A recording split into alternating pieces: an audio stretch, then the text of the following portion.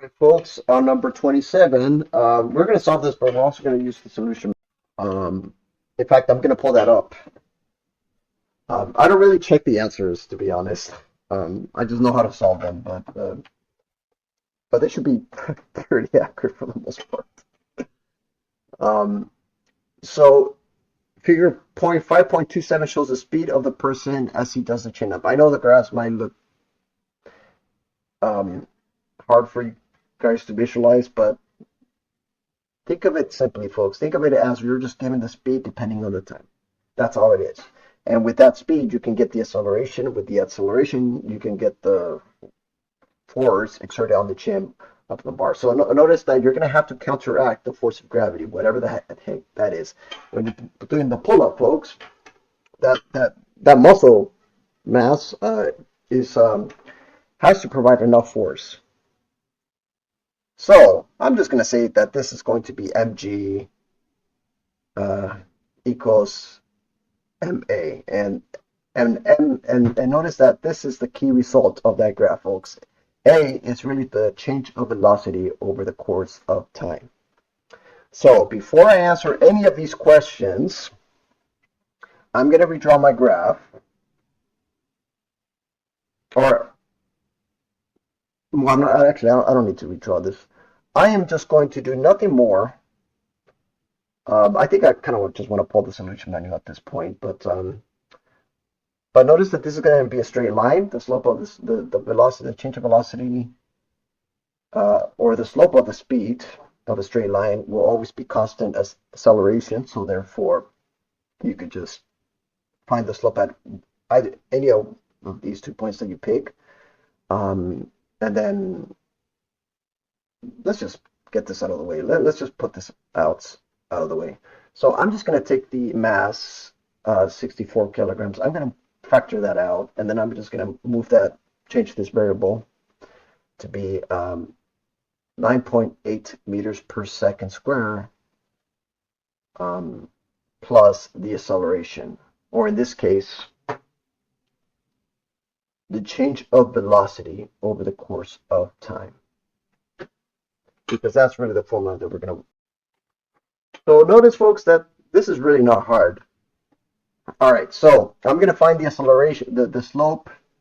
I'm just going to do it off screen here. I'm not going to show it to you guys because, or maybe I will, but I don't know what I'm going to do. I'm going to just find the slope here, and I guess I'll make this video a little longer. I don't know how much these tick marks are, but 1, 2, 3, 4. Okay, there are 0.1 tick marks in between. Same thing here, right? 1, 2, 3, 4, 5. Ooh, this is different. Ooh, okay, so this is 2 tick marks. Okay, so you have to be a little careful here. So at the point here at 3 centimeters per second, I'm just going to put the point 3 centimeters per second. At the time interval of, see, this is why I don't like looking at the graph sometimes. And I already messed up. So 0.12 at 0.2 seconds.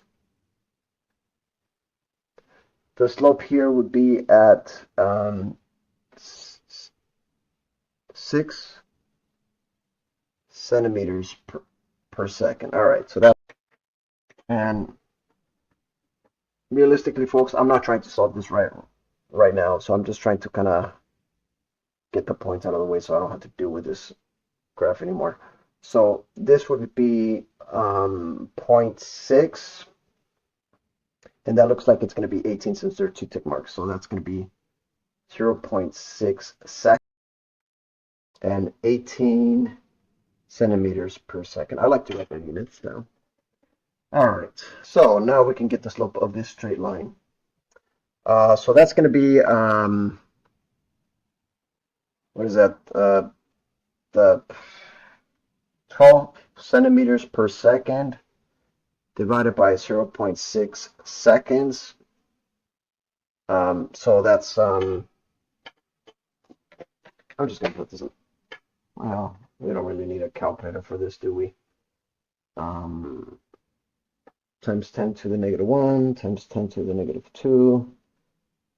That's 2 times 10 to the negative 1. So that's 0.2 meters per second.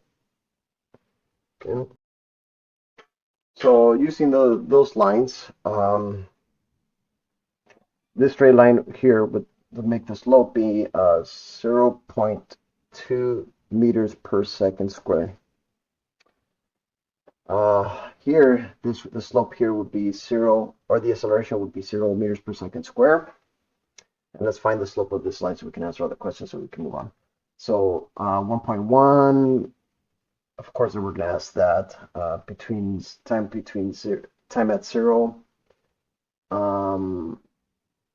So A and B are the same. Time at 1.6 seconds. So we're going to find the slope here. This is why I like looking at these graphs because of the you can see that the tick marks don't really line up that much, but they don't really have to. So I'm gonna take, in fact, I'm gonna do it this way. I'm gonna do the difference here.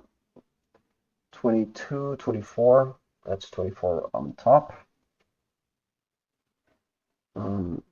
Centimeters per second, and I'm gonna subtract 24.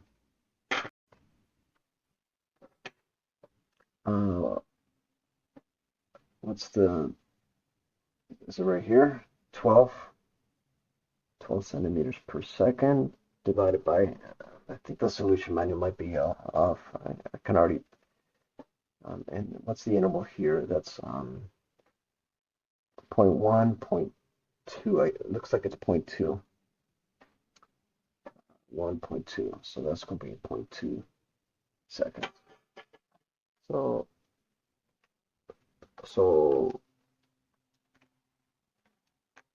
I'm just going to put this in the calculator. So here the result would be the acceleration being 0.6 meters per second squared. All right, so now since we got that out of the way, let's actually solve for this. So I'm just going to put this in the calculator. 9.8 added to, so I'm going to solve for A and B. So part A, part B. All right, so for part A, part B, at time equals 0, and time, I have a feeling the answer is going to be different. Okay, this might not match the solution manual, but whatever. Let's see what we get. This would have to be, wow, 640 newtons. What the heck? I might be right. I don't know. It's hard for me to tell right now. So I can't even explain anything anymore. Okay, A, B, C. With the acceleration of this, chug it in there. The force would be this at t equals 1.1 seconds. Notice that this is going to be straight up 0 meters per second squared. So you would have to pull up at the force of your weight, which is going to be 627.2 newtons. And for part D, at 1.6 seconds, and I don't know if those are the right slopes. I might have screwed something up already, but whatever. We're gonna check the solution manual anyway. So, but you can kind of see how I got this. The answer should look pretty close to this. All right, let's look this up. All right, folks. So the forces are still the same. The only difference is on this one. I kind of overlooked this. There's I had to take the negative value into account, but that's okay. So we're going to minus the 0.6 seconds. So I'm just going to put 64 kilograms. What's 9.8 minus 0.6? That's 9.2. 64 times 9.2. That's 588. That looks like it matches pretty much exactly what the... I'm just going to round up here. 589 newtons.